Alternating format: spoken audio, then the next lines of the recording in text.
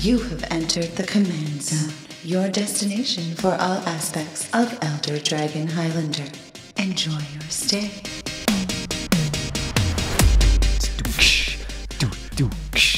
It's so hard to say goodbye to yesterday.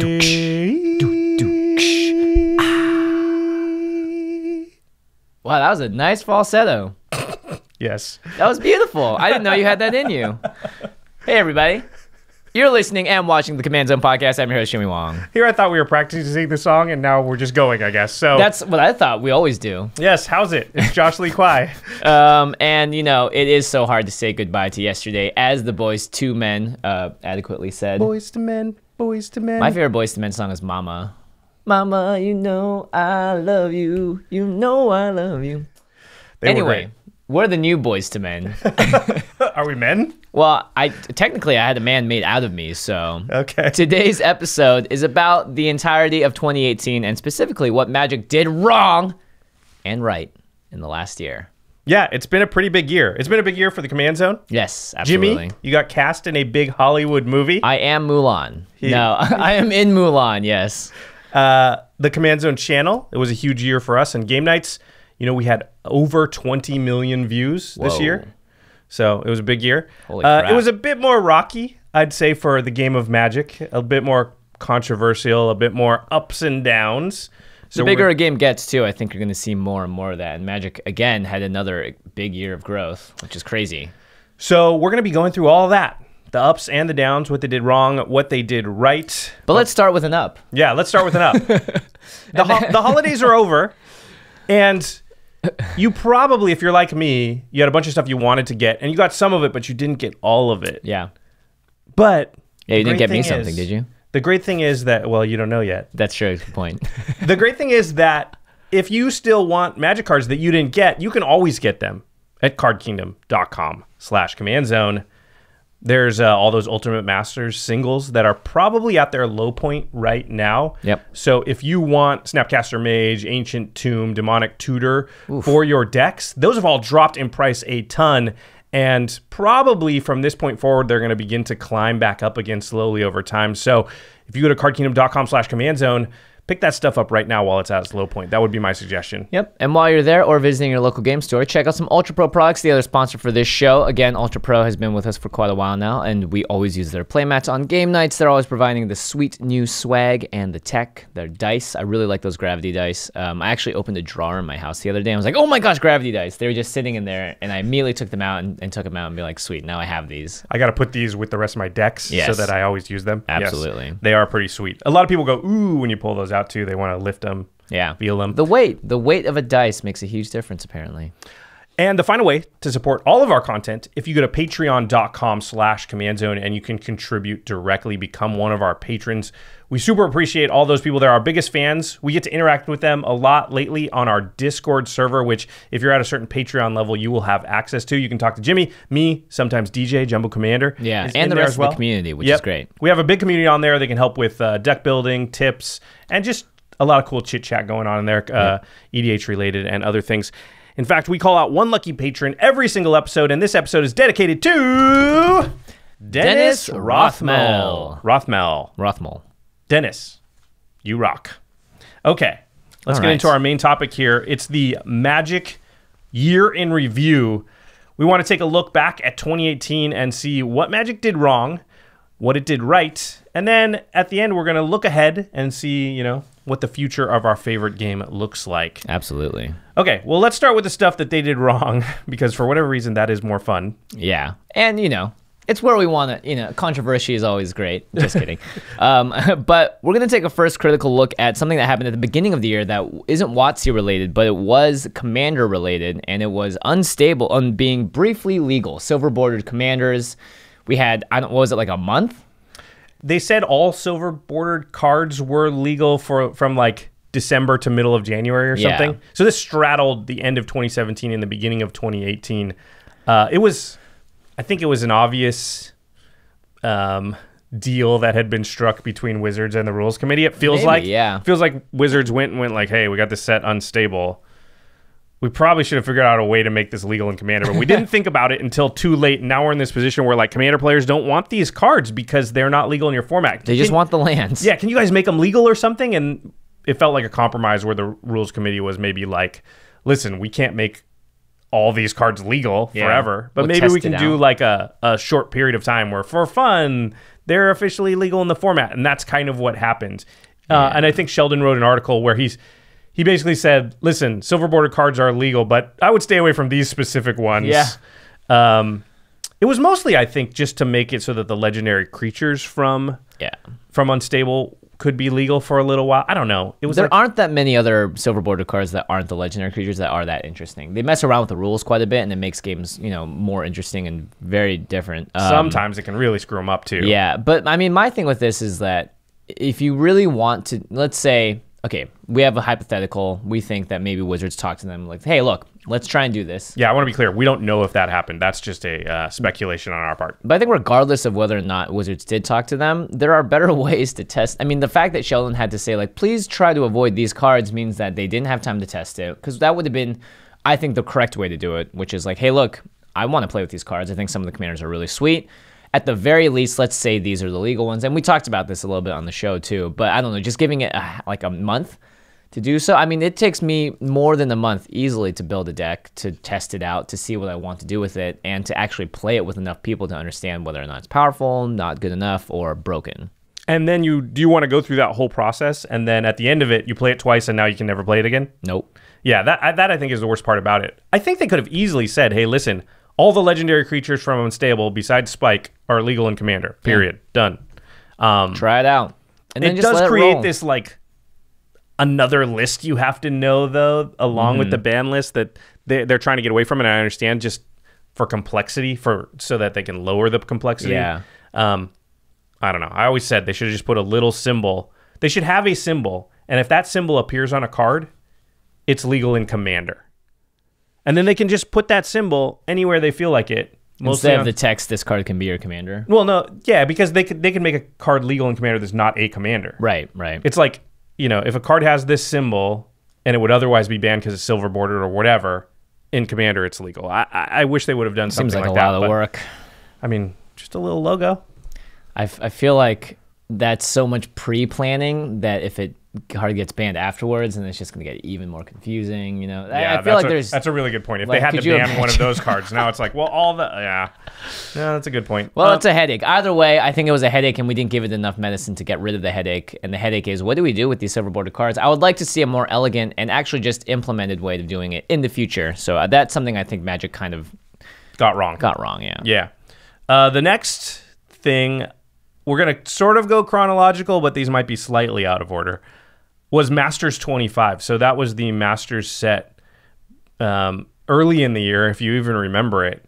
It also followed up... by the way. Yeah, it also followed up Iconic Masters, which was kind of a dud. Yeah. And Masters 25, well, this ties into the fact that this was the 25th anniversary this year of Magic. It came out in 1993. It's 2018. They had a Masters set come out, and similar to how Iconic Masters seemed to lack anything that was iconic particularly about it. Right. Masters 25 was it was billed as like this set that was going to encompass the 25-year history of Magic. Yeah. And it just did not feel like it, A, did that, or B, had much exciting about it. Do you even remember what the headlining cards of Masters 25 are? No. I actually don't. I was going to pull up my phone and pull up the set list so I could see what some of the reprints were and all that stuff. But the fact that you can't remember is actually good commentary. I think it was something that, it was similar to what happened last year, which was just product overload. We have so many Masters. I can't even name all of the Masters sets. I mean, I know Iconic Masters, that was the Mana Drain set, right? Yes. Modern Masters 2017 was the Fetch lands. Then before that was Eternal Masters, which was Mana Crypt and Force of Will. Right. And then... Oh, I do remember this one. Okay, so Masters 25, what was the big headliners? The big headliner for me was Imperial Recruiter, because that was a card they just hadn't seen reprint in a long, long time. Of course, Jace the Mind Sculptor, once again, at the very tip top. And then they had a lot of different, Richelin Port. Rashad and Port. Oh, That was the big one, I think. But at the same time, nobody actually wanted that card, as it turned out, because it's a legacy card, but there's just not a lot of actual demand for that card. Well, Commander players definitely don't care about it that much. And look at it. It's $19 right now. I believe it was like 100 plus at the time. Oh, I think and it was the even reason more than it's fallen so far is because there isn't actually that much demand for that card. Yeah, it was just a card that hadn't seen a reprint in forever. It was super rare. Yeah. That list, if you're looking at Masters 25 here, let's just read the top ones. It's Jace the Mind Sculptor, Ensnaring Bridge, Chalice of the Void, Imperial Recruiter, Azusa Lost But Seeking, Vendilion Click, Rashad and Port, Phyrexian Obliterator, Blood Moon, Boo. Those are the only ones really that are above the $10 mark. Yeah, and that's all basically modern demand. I would say Imperial Recruiter is the only one that has EDH Rashadan's demand. not modern. Right, Imperial Recruiter is not modern. But Chalice, Ensnaring, Azusa, Vendilion Click. Jace is modern legal now, right? Yeah. Like unbanned. So that's all modern stuff. So, I mean, I didn't get to draft it once, I don't think. I think I only drafted it like once or twice. And the draft environment was not that interesting. So it was just it wasn't a great set. It was kind of a dud. It didn't actually accomplish, I don't think, any of the things that a Master set's supposed to accomplish. Right. It wasn't a great limited set. Didn't have awesome reprints. It didn't actually have that nostalgic 25th anniversary. Like, look at all those cards. None of those cards are like... Yeah. It did have it had some lands in it, the filter land, so that's exciting. I guess so. They're all like $5 and $6 cards, right? I mean, when you print Armageddon at Mythic Rare, it's not going to make anyone feel good. So yeah, I'd say that was a miss. That was kind of a dud of a set. And actually, that was probably the impetus for them saying they're not doing Master sets anymore. They did one more, but it was Ultimate Masters, spoiler alert, that we'll talk about later. But Ultimate Masters obviously kind of a hit, and not they announced Ultimate Masters and then said we're not doing Master sets for a while. So it wasn't because of Ultimate Masters that they're not doing Master sets for a while. It was because of Master 25 and Iconic Masters sets that I don't think sold very well either. It was the same burnout that I think we saw with the Solo movie for Han Solo and Star Wars. Just too much, like, too much, too fast. Also, and that movie wasn't very good. Yeah, I thought it was all right, but it wasn't. Yeah, it did make me go like, wow, I love Star Wars, which is what I want to walk out of a Star Wars movie being like. And I haven't felt that way since. And Masters 25 didn't make you go, wow, I love Magic. No, I was just more like, oh, cool. This is, for me, it almost felt like, oh, the 25th anniversary is here, so here's the set they made for it. But then it didn't fulfill that. Like, it didn't feel like it was like this nostalgic thing. Yeah. You know what I would have done? I would have released a cube, like a full-on cube that you can draft that is really full-on, like so they didn't have to buy it, But how much would that thing cost? You make it like gold bordered or something? Oh, I don't know. Yeah, I don't know, something. But that'd be cool. I would love to see a Wizards, like a designed cube that could really fully encompass the history of Magic, I feel like, right there. Okay, so the next sort of dud or we think miss thing that Magic did wrong in 2018 was a format. And it was really aimed at our audience. Mm-hmm. We made a Game Nights about it. Yep. It's Brawl. So the format Brawl, I guess it's possible that there's some people out there listening at this point that don't even know what Brawl is. So Brawl is basically... Wait, does it mean that there are also people listening out there that do play Brawl actively? I mean, there's a chance. Do you think that number is similar? How many people don't know and how many people actually play? I bet there's more people that don't know than there are that play Brawl on a regular basis. Yes, I agree with that. So Brawl is basically standard Commander. It's you build a Commander deck, except for a few variations. One, it's only 60 cards, not 100. Two, you can have Planeswalkers. Any Planeswalkers that are legal in Brawl can be legal as your Commander. Legal and standard. Yeah, but that's the thing. Brawl is only standard legal cards. So you can't, you couldn't have something from Return to Ravnica in your deck or as your Commander. So at the time, it was like Dominaria. It was like Kaladesh Forward or something like that. Yeah. I think were Kaladesh cards legal when we played it? Yeah. It's Kaladesh 2 Dominaria because Ben played his artifact deck and had a lot of Kaladesh in there. So, and there was no commander damage, which, whatever. 60 card deck, singleton, everything else pretty much the same. Encouraged to play multiplayer, but it rotates like standard does. So when a set in standard is no longer legal, the cards in your Brawl deck are also no longer legal. Possibly your commander just isn't legal. Yeah. But here's the thing. That goes against everything that appeals to, I think, a lot of Commander players that want to invest or build decks or in the game, because it's like your decks are never going to go out. What did we just say about the unstable thing? How long it takes to brew a deck and get it and test it and tune it to the point where you feel good about it. And you're still tuning it to today if you have Commander decks. We just played Commander last week. I've been able to touch those decks in like a year because I've been gone for 6 months, but I didn't have to be like, oh no, is part of this deck not legal anymore? Unless a card gets banned, I can just whip out the old deck. And sure, would love some additions, but it doesn't mean I can't play it anymore. And that it still works. Yeah. It's still fine. That would not be the case with Brawl. In fact, I do have a Brawl deck. It's my Joda deck. You can't play it anymore. I can't play it anymore. Yeah. I have a Brawl deck too. I have to take it apart. That to me is like... I mean, you could retune it because I think Joda's still legal, but like some percentage, maybe 15% of your cards are going to have to go. Well, it sucks to think that at a certain point, that's what you said, like, my commander is just not going to be legal. It can't even be like, you can keep the commander and do the cards underneath it. Nope, everything. At some point, everything, the whole deck has to die. Yeah. It's already dead, Josh. Yeah, you know, I think the biggest sort of poster child for the failure of Brawl was that there was this GP, and I want to say it was in Europe, but I'm not sure exactly where it was. Maybe it was East Coast. Yeah. Where they had a Brawl side event, a Brawl tournament at a GP, and the person that won the Brawl tournament side event at the GP won because they were the literal only person that signed up. So one person at the entire GP signed up to play the Brawl tournament.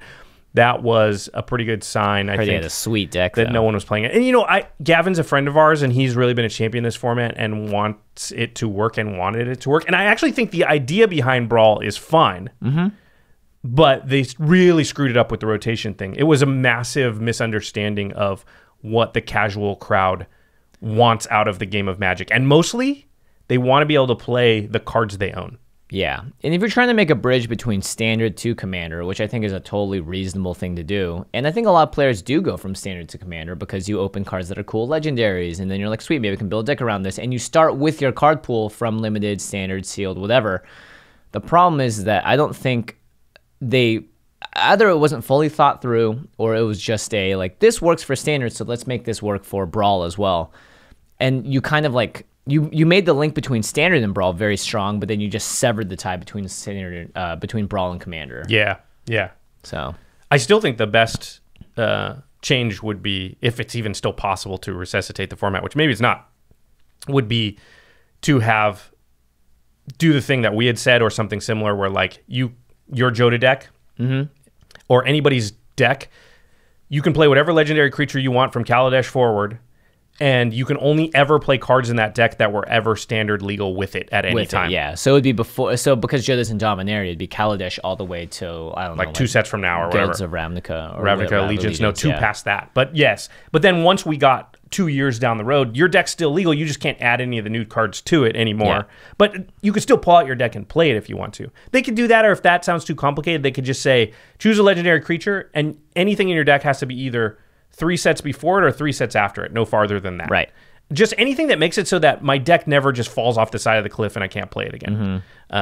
Yeah. Do you think that Brawl is something they can revive, that they can get it back on its feet? Like, yeah, I think yes, because they can make it more appealing to Commander players. Just by, I don't know, I mean, like, because if you can design for Brawl in the way you are designing for Commander at large, they just have to figure out the rotation thing, because that is... And even as people that, like, look, if I really wanted to, I'm sure I could afford to always upgrade my deck and just... It's not the money for you or I, because we have most of the cards and That's stuff. what I'm saying, is that for most people, it's time, convenience, and feel bads. Yeah. And like that, you don't... Yeah, what if you love your Brawl deck? I did love my Brawl deck, Josh. It was pretty sweet.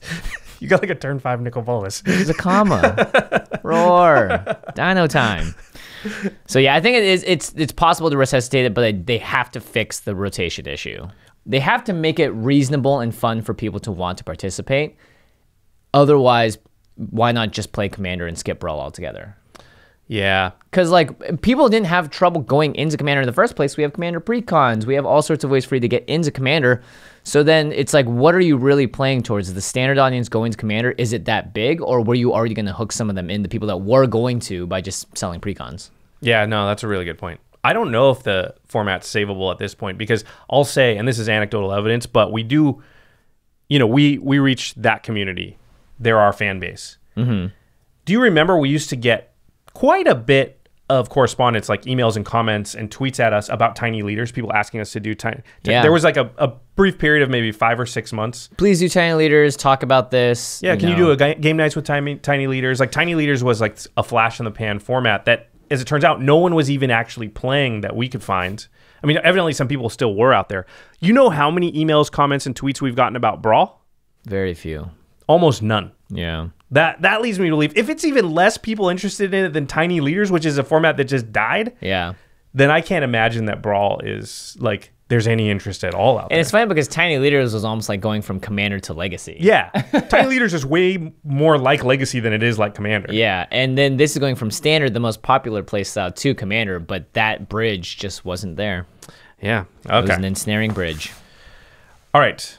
You want to read the next one? Yes. Okay, so this is one that I am personally very upset about because the number of times I played this set, Josh, big fat 0. That makes me so sad. Big fat 0. And this is literally the set that was probably designed for me to want to play. Oh, you would love this set. I know I would. I have a couple boxes, so we're definitely going to, you're going to play it. We're talking about Battle Bond, which was smack dab in the middle of summer released and just kind of surrounded and clouded up by other stuff, and it just didn't get, I feel like, adequate promotion, adequate time in the sun, just anything really. Like this is something that I feel like most people don't even know happened. Yeah, it was so quick, and it was like plastered in the middle. Like in that, we had Dominaria, and then in like quick succession, it was M25 Battle Bond core set. Yeah, let me see if I have the exact dates, but yeah, and it just felt like, I like how you put it, time in the sun. It had no time in the sun, and this wasn't awesome set. Battle Bond is probably,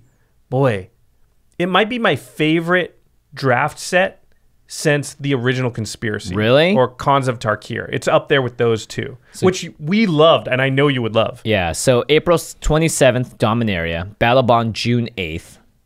So, and then they had a bunch of other small releases, and then the core set was July. So it just had like a month. Yeah. And Masters 25 was March 16th. So if you figure that like March, April, June, July, 4 sets were released. 4, like you can buy a booster box for that set. Yeah, it's and then like, August was Commander 2018. So it was just like 5 months in a row. The only thing that was off was May, but that was before Battle Bond even came out. Yeah.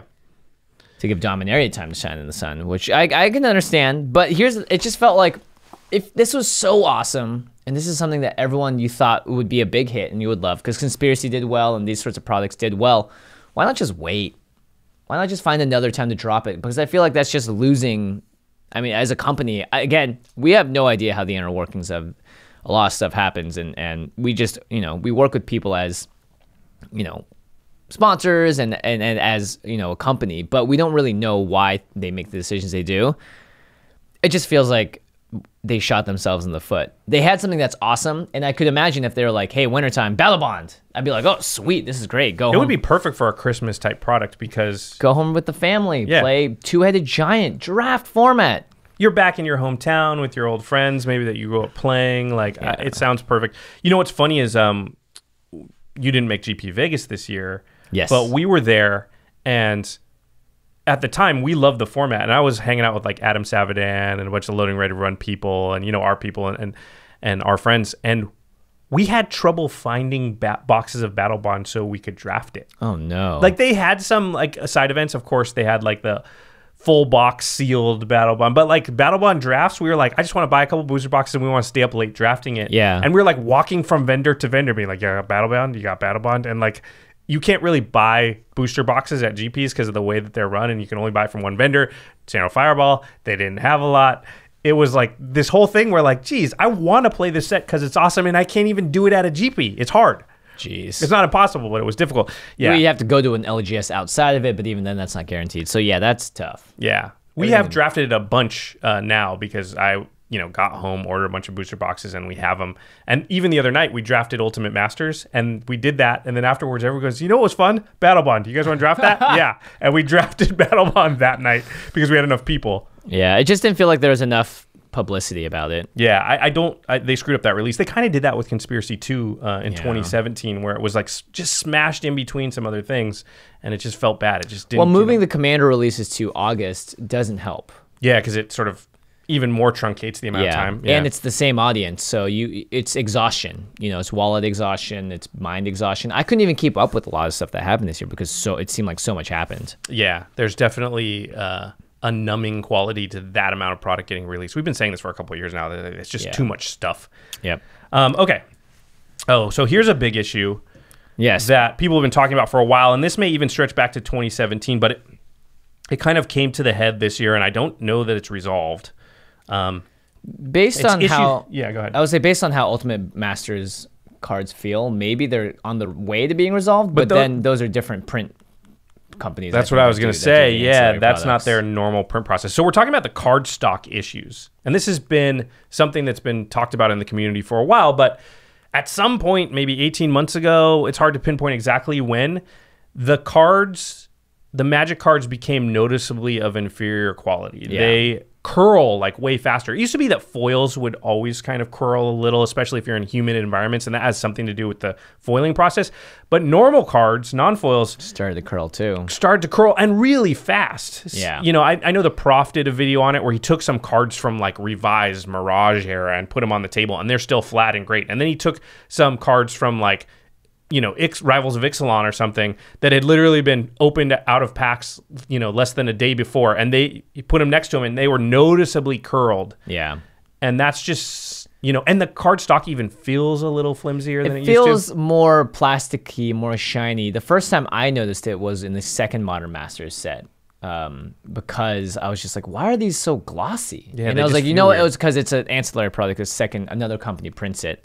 Because they don't need to print as much as like a core set or one of the fall releases. Set, yeah. So, but that seems like, I don't know, again, this is from a company standpoint, I would assume it has something to do with price per printing, how much it costs, the overhead to make all these cards, and can we get away with making something slightly cheaper but maintain the cardstock quality? And I think the answer to that has been a solid no, you can't. Now, again, I think for the most part, players don't care. But vocally, a lot of players do care, and that is making a huge ruckus. And, it makes sense. We're collecting these cards because they have value. We want to save them. We want to keep them in pristine condition. And if you can't even do that right out of a booster pack when it's the freshest it's ever been, that can be very infuriating. Yeah, see, I don't know if I agree that most players don't care. I think a lot of players care, because one of the fun things, even if you're just a super casual, is opening a pack and being like, yeah, this card's worth $20. People who never play can understand that aspect of it. But if the $20 card immediately curls up and looks not as good, because people know, mint, near mint, those are things you want. So I think it's when it's noticeable, like it's just a feel bad. Yeah, I think for me, it's like, I think the majority of players, and I think this is something that Magic players get wrong all the time, which is like, I'd say like 80% of the audience is at their kitchen table and opens cards and shuffles them up and never thinks about that. They buy the products, they'll like get the game nights thing or whatever, or just do whatever and buy it. And they're so casual, but they are a huge part of the audience that I think people don't factor in, are sort of the bulk buyers sometimes. Yeah, I mean, I agree with kitchen table thing, but I think they are aware that Magic cards have value and they want to know which ones are expensive. Because when I was like at PAX this year, they did this event where you could come and you could get a free pack and play like a pack wars type of deal. Right. And I ran into plenty of people who just don't play Magic. I was explaining to them how to play, but they knew they were going to get some free Magic cards by doing the thing, so they stood in line and did it. And they would come up and I'd be like, do you know how to play Magic? And they're like, not really. Okay. Teach you really quick, and let's play a pack wars. The first thing that those people would always ask is, did I get anything good? Yeah. What's it worth? Do you think those players notice a small curl in the card? Yeah, maybe not. Maybe not. See, that's the thing where I'm trying to differentiate, because those players could take it home and be like, look at this sweet card, and it's slightly curled, but they don't know the difference. They don't, because they don't have the old ones. They just started playing, right? Yeah, they don't have Mirage cards. So I don't know. So again, it's like, but I think it's something that Wizards needs to address, no matter what, because you can't. It's like making poor quality food or selling someone that's just something that's not as good as it used to be. People are not going to forget what it used to be like. Yeah. So that's a good point. I mean, they're aware of the issue, I'm pretty sure, and they have to be trying to fix it. But I think it's just, the way businesses work with contracts and different things. It's hard. It's not like you can make like fast changes sometimes. Yeah. Depending on what legal things have been signed and things like that. Right. Deals have been made. I will say this, though, to the people online that are the saltiest and angriest about this. Don't take your anger out on the wrong people. You think someone from R&D has anything to do with how a card is being printed? You think that's even in their head as they're trying to figure out how to make this game as fun as possible? No. So take your complaints to the right people and don't harass other innocents. Yeah, that's a really good point. I felt harassed by it. Jimmy, why haven't you talked about this yet? Like, bro, we're a Commander podcast, not a Cardstock quality podcast. Like, there are other creators out there that deal with this stuff. All right, the next thing that we think Magic did wrong possibly this year I definitely think is they did this wrong. Buy a Box promo, and specifically Nexus of Fate. So, okay, just to quickly explain what happens is if you buy a booster box of a set, a major set, generally the LGS will have a promo card that you get, which is kind of an incentive for you to buy the set the box. And in the past, it's been like, I don't know, Shamanic Revelation, and then Goblin Rabblemaster. Rabblemaster was one of them. And then recently, they started doing buy box promos that were cards that were not in the set. The only way you could get the card was by buying a booster box. Fire Song and Sunspeaker was the first one of these. And this was a card that was technically standard legal, though not standard playable, meaning it's not good enough for anybody to actually put in a deck in standard. But it's a foil version of a card, and the only way that you could get it, you couldn't open it in a booster pack. You had to get it as a buy box promo or buy it on the secondary market. Yeah. And at that time, people were like, okay, this is dangerous. Fine, but this card's not that good. It costs a lot, so whatever. But people were saying, listen, but if Wizards ever makes a card that is good enough to play in standard and it's a buy box promo, it's going to be super, super expensive because the only way you can get it is this way. And so then the very next set, and this was M19, they created Nexus of Fate. Do you want to read it? Yeah, 5 blue, take an extra turn after this one. If Nexus of Fate will be put into a graveyard from anywhere, reveal it and reshuffle it into its owner's library instead. So it goes back to your library. But the most important piece of text, it's an instant. Yeah. It's an instant, take an extra turn. It became a win condition in these Teferi lockdown decks. And it was 100% standard legal. And the only way to get this standard legal card wasn't by opening it in packs. It was by buying a box or going on the secondary market. So I think this card was like $30-ish at one point. It blew up. Yeah, for a little while it was big and standard. It's not really anymore. So it's gone back down, even though it's still legal. Why don't you go ahead? I don't think that, me personally, I actually think this was fine. I just think they did the thing that everyone was saying don't do. And I feel like from a play design standpoint, from anyone just looking at this card could realize this could be good enough for standard playability. This is good enough for a lot of playability. You can play this in Commander. It's a card that is an instant take an extra turn. And if you look back at Magic's history, I don't think there are many things that do that. Well, they've usually been very, very strong for sure. Yeah. I mean, what do you think it was like? Just add 1 blue to the cost or something? 5 blue. Yeah, maybe it's a little tougher then. But at the same time, the effect is still very powerful, and the fact that you don't exile it. Normally with these cards, they'll say if this, when you cast this card, exile it or whatever. But this goes back into the library. So if you have a deck that you could literally just have this as the bottom, you could like have this be the last card in your deck, and you just play it forever and ever. Yeah, and this is actually there's combo potential in Commander where you can play the bottom card of your library with certain cards, and so you can actually go infinite with Nexus of Fate. That's a thing, but I don't think Commander demand is a worry with these buy box promo. It's mostly like if it's playable in standard, because that's going to be a lot of demand for 4-ofs in a short period of time. I just think you're going to take a risk by making a card that can only be the buy box promo. Why even get close to making it risky? Yeah, I understand the incentive, make people sell more boxes, but this, I think just unbalances it and makes it so like, you want to play standard? Well, guess what? Now this deck costs, $150 more because you have to have 4 of this card. Yeah, I saw some statistics, though, suggesting that there were probably more Nexus of Fates in the world than there were most other Mythics, because if there's one for every booster box sold at an LGS, you don't actually get a copy of each Mythic in a box. In fact, you only get maybe 4 Mythics in a box. That makes sense. And so if this had been a Mythic in the set, it actually maybe would have been more expensive. So this actually kept this card lower than it would have been it's still by being the buy box promo.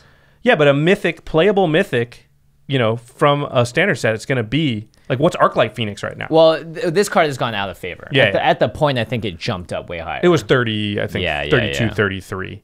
But that's what Mythics get to when they're standard playable. What's Right. Teferi? Like Teferi's even more than that, right? That's not a buy Yeah. box promo. That's a mythic. I'll just say this much: the cards that are playable in standard would be Vivian from M19 would be Nicol Bolas, Vivian Reed, and Nexus of Fate.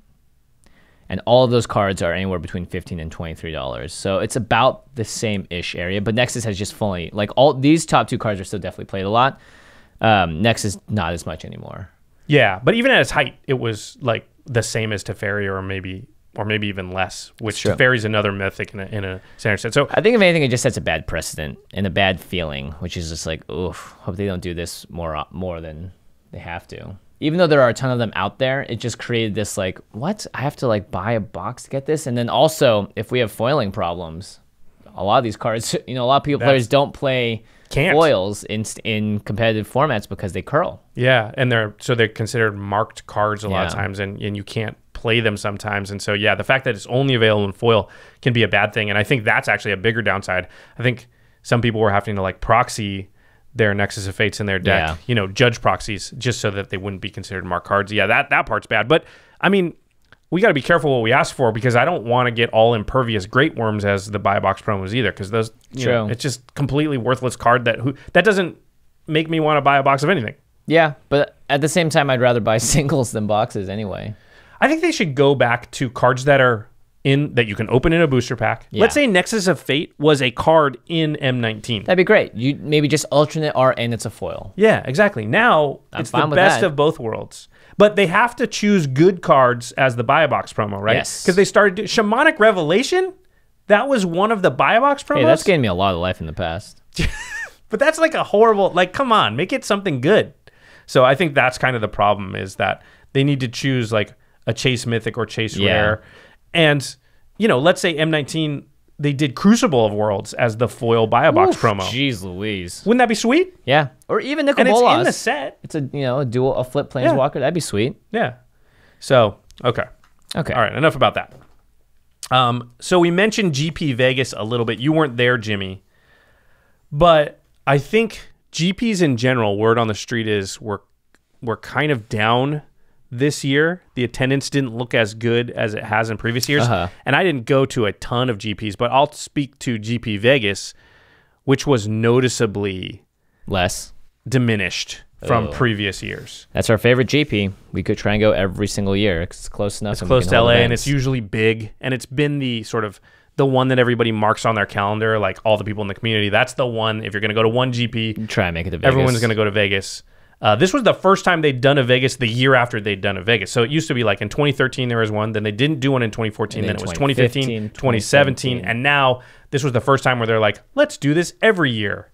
And even at the time, a lot of us were like, it's kind of the same problem as with too many sets coming out in rapid succession. Yeah, I was going to say that. It's like GP Vegas is awesome and it's special, except if you do it too often. Yeah. And then it feels like a chore that I have to go. And a lot of people don't.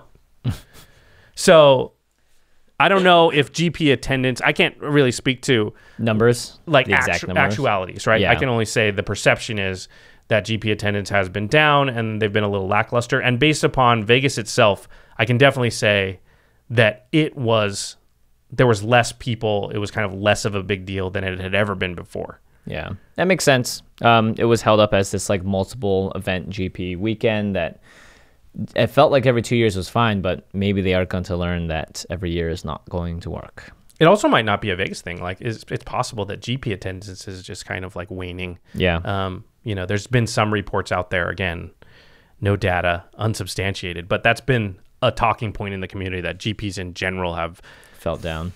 Just haven't felt as packed as they used to. Yeah. So I don't know what happened. I don't know if this actually even counts as something Magic did wrong so much as like... things are going wrong. Yeah, the trajectory looks kind of bad at the moment. I'm not sure. We'll see. And we will see. There's a lot of things that could go very much against GPs in this next year. We'll talk about it in a little bit. Commander 2018. Again, something that was unfortunately gone for. Yeah. I mean, you were aware of it happening and you were following it. And I was aware of the issue that we have with it as well, or that you wrote down here. Yeah, so I think Commander 2018, we did a whole episode with DJ talking about, was it a failure? And we ultimately came to the conclusion that it wasn't a failure, but it definitely wasn't a big hit. And there were some major misses.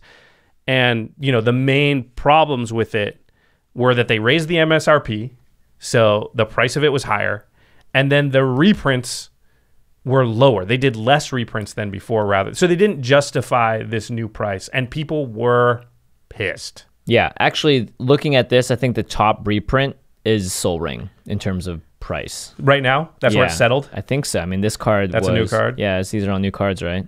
Yeah. Yeah. Oh my gosh. Seriously? Yeah, and then Avenger of Zendikar. So, and then Terminus. At the time, there were some reprints that like were higher, but they've since dropped because of the reprint. Right. But Sol Ring is your most expensive reprint in all of Commander 2018, and now we're like 5 months out. Yeah, that's not good. No, that's horrible.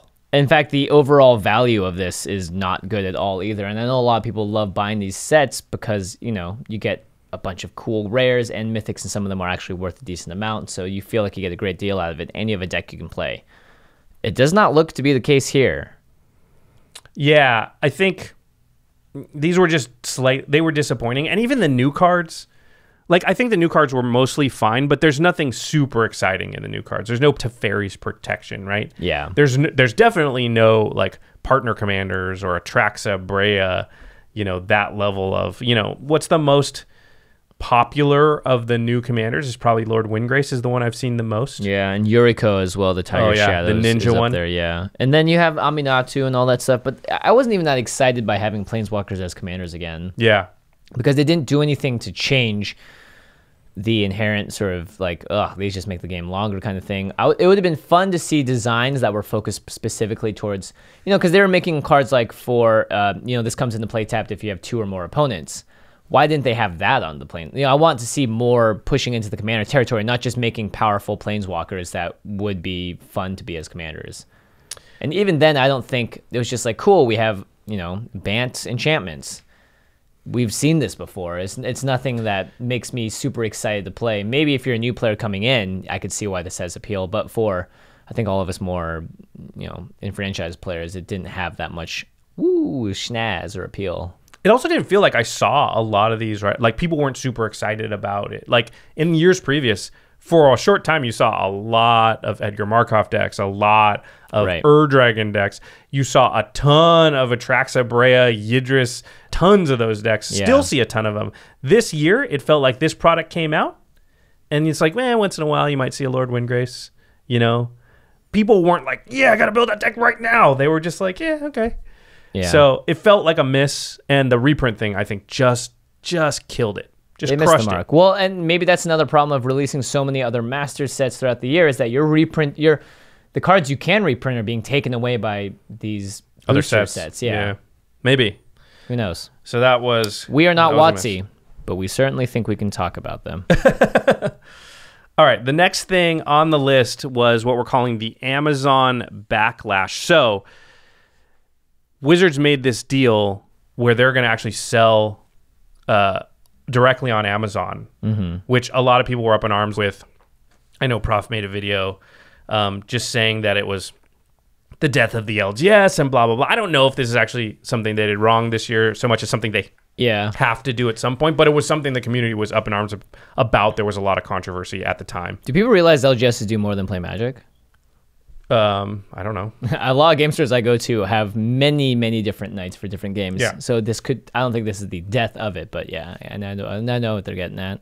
I mean, they were worried that they're going to undercut. I mean, Amazon has done this to mom and pop stores since its inception, so I can understand that. This feels to me more like Wizards going like, listen, what can we do?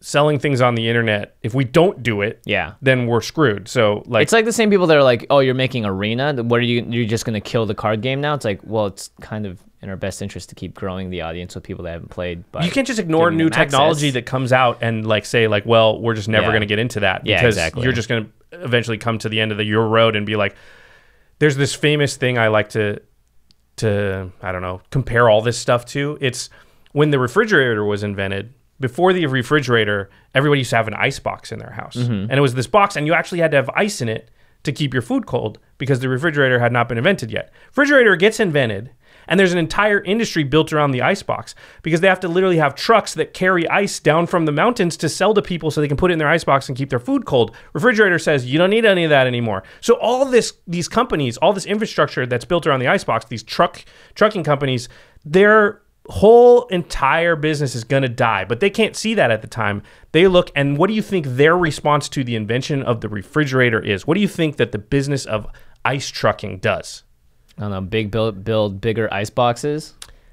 They invested in faster trucks, thinking, well, this refrigerator thing, that's a fad. The food is going to taste different and everybody's going to go back to the icebox. And if we can just make it more convenient, then the icebox can keep up with the refrigerator. No, it's stupid. It's crazy. They should have been like, we should invest in this refrigerator thing. We should make our own refrigerator called the icebox. Yeah, or we should use these trucks to transport some other good. Yeah.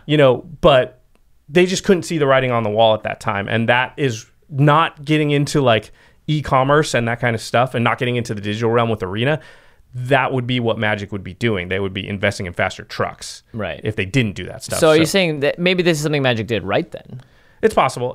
I think it's something they would just inevitably had to do and get involved in. It's not like the online marketplace to sell Magic cards wasn't there. Yeah. Oh yeah, definitely. I would say the LGS has already been under fire for a long time because you can buy singles online and have it shipped straight to your house, especially if you don't live by an LGS. It's just the nature of things, right? Like Circuit City. Toys R Us. What was the bookstore? Borders. Oh, Borders. Yeah. Blockbuster Video. Yeah. Like these are brick and mortar stores that could not compete with the online marketplace. Yeah. And if you're a company in 2018, you don't want to be on the brick and mortar side of that. Correct. It has nothing to do with anything else except your business and the fact that you want to have a future. Yep. Okay. Oh yeah. Guilds of Ravnica Mythic Edition. Wasn't here for this, but boy, was there a kerfluffle about it. So this is the special version of Guilds of Ravnica that came with 24 packs, but 8 of them were special black packs, and each of those had a full art masterpiece version of a Planeswalker in it. From that set, yeah. Yeah. Well, no, not necessarily. There was that's right. from other sets. There was like a It was Duretti basically and stuff in there. every Planeswalker that you could get in standard and then a couple extras, right? I don't even know, but it was because I think like Duretti or something was in there. Like it was like I don't know how they picked the Planeswalkers. You're right, Duretti was. But there was 8 of them. From Conspiracy, right? Yeah. Yeah. So the kerfluffle here, 2 things. One, it was $350 for the box, which was pretty expensive. 2 is they decided to sell it on the Hasbro Toy Store. Which is one of the worst operated stores I think I've ever seen, unfortunately. So I tried to buy 2 boxes on the day that it came out. So they announced like on a certain date, you can go to the website and you'll be able to buy them until they're sold out. Mm-hmm. And so everyone was there that morning, just clicking refresh over and over and over, trying to see when it would pop up. Yeah. And I was there with them, and I have 2 other friends that were doing the same thing. So I'm going to combine the 3 of the stories. So we're all doing that. I get through. It says you can order 2 maximum. So I'm like, I'm going to order 2 because I'm not sitting here for an hour hitting refresh, To order one. So I order the maximum amount. I order 2. I get you go through this whole thing. You have to do it over and over again because it keeps giving you error messages and like it's not going through and blah, blah, blah. And you're just trying and blah, blah. Website's Finally, just blowing up. Yeah, finally, order confirmation. Your order went through. Confirmation email. You're good. My other 2 friends also, after the whole process, they are good. So there were 6 boxes between the 3 of us that we ordered, got confirmation emails and everything. Guess out of the 3 people and the 6 boxes, how many boxes actually got delivered and we got? 3? 1. What? 1. So it turned out that the website had incorrectly said you can get 2. They sent out an email later saying like, sorry, you're only going to get 1. Okay, that's fine. Yeah. Okay, understandable. Okay, sure. You guys made a mistake, which was very easy to stop, but sure. 2 of the orders just got straight up canceled. Oh, what? And but then it went through. Yeah, and then 1 person got a box, not me, by the way. That's why I got a box topper. Remember we saw the box topper on the thing? You didn't get... I thought you got the box topper and the box as an apology. No. You only got a box topper. They sent box toppers to anybody that had ordered Mythic Edition. In fact, I don't know if they could even track who had actually gotten their box of Mythic Edition because my friend that got the box of Mythic Edition also got a box topper. And the letter that they sent you with the box bandit. Yeah, the letter that they sent you with the box topper actually said, we know recently you tried to order a Mythic Edition. Regardless of how that went for you, we know it wasn't a good experience. So here's the thing as a sorry. So that makes me think, because it says regardless of how that went for you. They don't know. They have no idea who got boxes and who didn't. Gosh. So they were just like, let's just send box stoppers to all the people that ordered. I can imagine a guy running from the Hasbro toy shop to the like fulfillment center, and these things are getting loaded onto trucks. They're like, wait, we need to track them. And it's like, too late. It's like, the plane's going away. No. Yeah, so that kerfluffle is an understatement. Yeah, that's a full-on mess. This went so badly that I think it was a huge component in the fact that I think Magic or Hasbro as a whole is just not going to sell anything that way anymore. They're like, I don't know why they did it that way. It was crazy. It was just, oh, gosh. It was crazy. So yeah, that was something they did wrong. They shouldn't do that ever How much again. was the total? How much was the box? Yeah. I think it was $350. All right. Well, Teferi by himself is almost $200, so. Oh, yeah. It was a super good buy. And also, it turned out that they did this thing where you could pre-order a Mythic Edition through Channel Fireball and then go pick it up at a GP. Oh. So, but of course, I was like, oh, well, I already got my 2 boxes. I'm not going to, I'm fine, right? Yeah, you certainly did. And by the time I found out I wasn't getting any of my boxes, it was too late. Yeah. Channel Fireball was sold out, or I couldn't make it to any of the GPs. That were, what am I going to do? I'm just fly back east for a GP just so I can pick up my boxes. Like, the whole thing was just a massive... That is a big mess. That was a massive thing that Magic did wrong this year. Yeah. Maybe the biggest thing they did wrong. Yeah. I don't know. It's okay. They've never sold cards before, so they don't know. It's new to them, I guess. All right. Shade aside, now let's talk about the next thing that went awry, and this is the pro scene. And specifically, I think there was a big Reddit post that a player named Jerry Thompson made where he said, hey, I'm a Pro Magic player, and this is why I am boycotting Worlds this year. Yeah, Jerry T. If you don't know, there's the Pro Scene, the Pro Tour happens, but every year there's what's called the World Championships, and the top 24 players for that year, based on points, how well they did across the year, GPs and PTs, they compete for an exclusive tournament that only those 24 players are invited to. Jerry Thompson had done really well this year, usually does. He's a Platinum Pro Tour champion, has been not happy with the pro scene and the way that pros are being treated and the trajectory that they're on. And as a form of protest, the night before the tournament, he pulled out and said, I'm boycotting it. So they only had 23 players. Yeah, which is absurd. It's like kind of neat to have an even number of players. It screws up a lot of things. I know a lot of people on coverage were not very happy with the way he did it. But I respect Jerry. He is a friend too, because he was standing up for something he believed in. So either way, I'm in favor of this kind of protest, even if I don't agree with what the person's protesting. Which in this case, Jerry was just asking for basically better working conditions for pros. I mean... Yeah. WotC, they were saying, doesn't pay their pros well enough. They don't promote the event enough. The communication is bad. The coverage is bad. Abysmal is what the words he said. They haven't changed much. And if you read the post, there are a lot of very good points here, and it's hard to disagree with a lot of them. And I think this is something that we've seen and we've known and we've talked about, but just never really that publicly, because it's we're Commander players. We watch the Pro Tour and stuff, and we watch Twitch streams, but I'm not invested in them. I don't care to that the same much. degree to be like, this coverage is awful. If they need to fix yada yada yada, because I'm just like, they're playing standard. Okay, cool. I'll go play Commander with my friends in real life. That's the interactions that I look for when I play this game, not like a competitive one-on-one format. So it's something though that me and Josh, both as people that are in video and audio, know and see and can say like, gosh, why does this sound so bad? Like, oh, we can't even see the cards, the glare, yada yada. But it doesn't affect us as someone that does this for a living. So if you're one of 24 players is going to mess up the whole tournament system, people that have to have buys now or is going to drop out and boycott, you should be looking as to what's going on. And I think most of the pros were very supportive of Jerry. They were like, I wish I could do this, because you got to realize he was giving up income by doing it. And Magic players, it's not like they ain't driving Bentleys, right? Yeah. So he was making a pretty strong statement, and he was putting his money where his mouth was and making a pretty big sacrifice to do it. So props to Jerry. So that was a pretty big bombshell that dropped in the pro scene.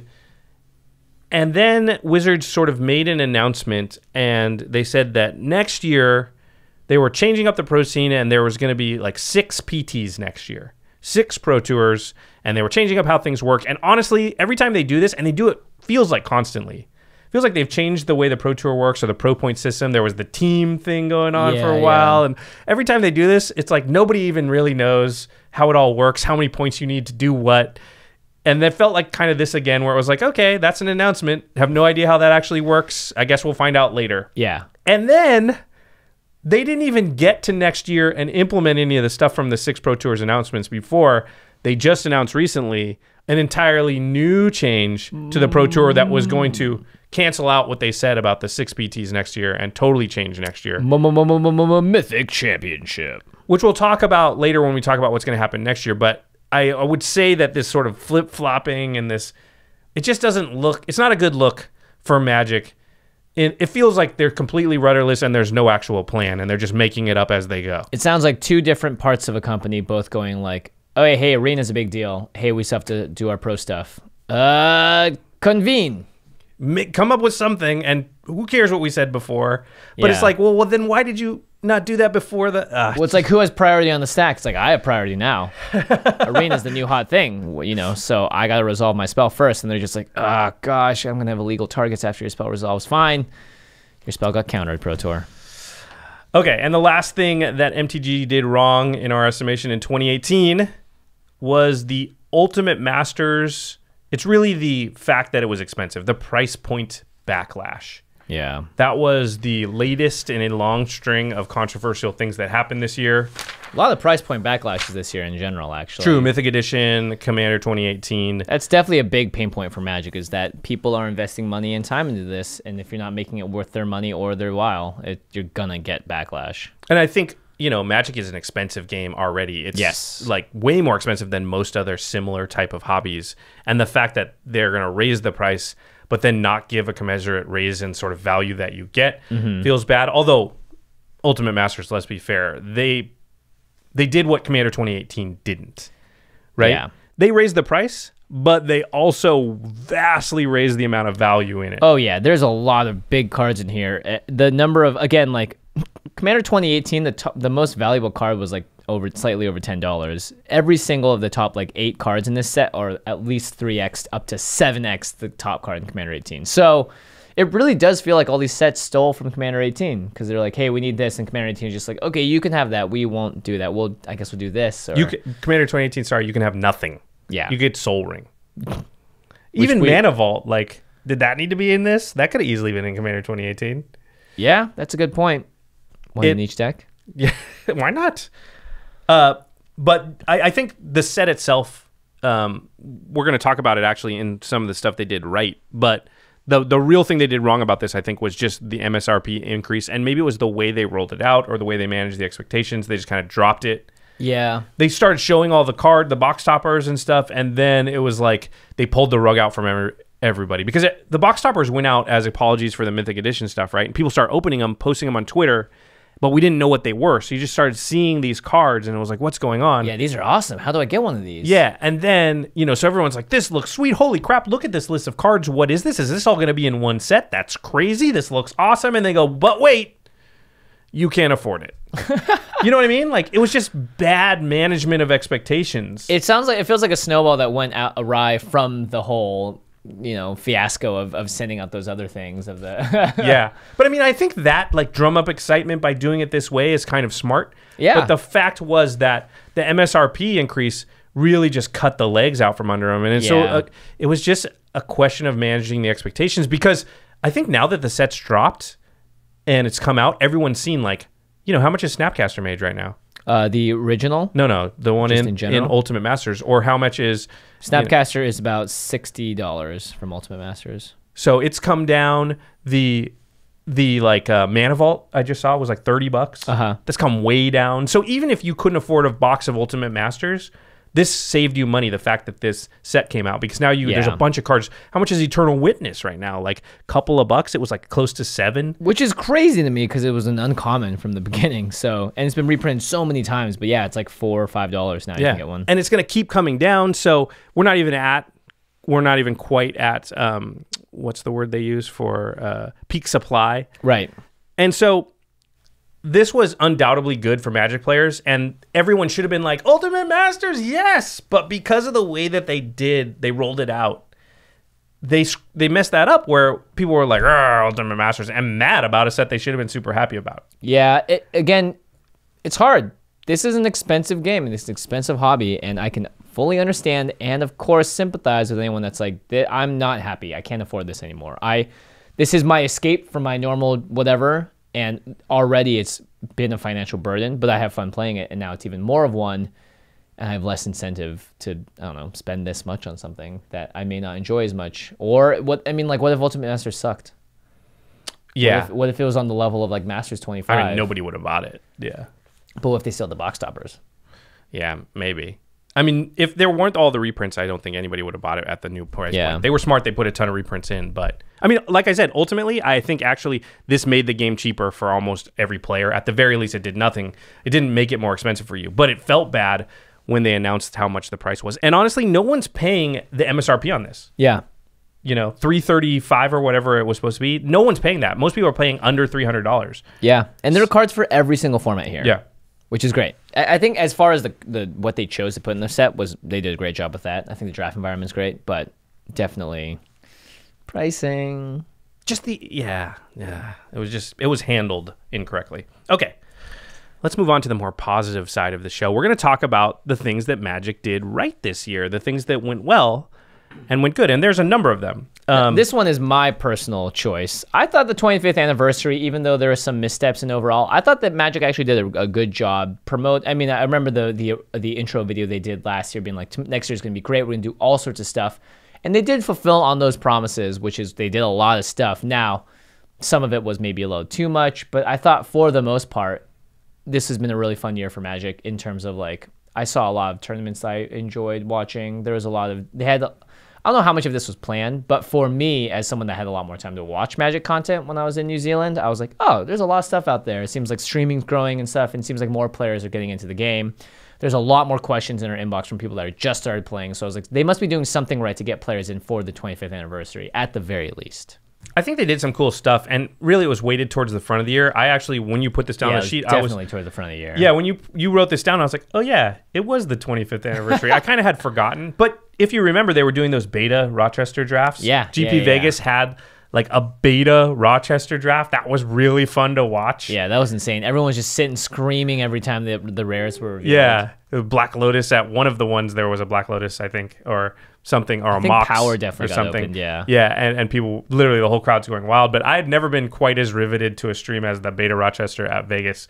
Yeah. Because it was just like, oh my gosh, where are they going to open? And it's all the cards, and it made me think of when I was a kid, and a lot of, I was like, I remember, that card, Unholy Strength. Yeah. I thought that card was broken. You know what would have been cool if Masters 25, if the booster packs looked like the original old school Oh, that ones. would have been That'd so be sweet, right? Yeah, if they were reminiscent the of. feeling of opening one of those old booster packs and have 6 lands in there. This was hit and miss for me. I think the 25th anniversary thing, I wish they would have done like a couple of special events around it and really harken back to Well, HasCon didn't happen this year, so that kind of hurt, I think. Yeah. Because they took a year off. That would have been a great place, I think, for them to celebrate all things 25th anniversary. But it was cool that we had a 25th anniversary. And in fact, they did do an entire set that was aimed at the fact that it was a 25th anniversary. It was our return to Dominaria, which is our next thing they did right this year, the set of Dominaria, which, I mean, I like this set a lot. Yeah, this set's awesome. I don't think there's a way to look at it and be like, that there was anything wrong with this set. This set was sweet. Yeah,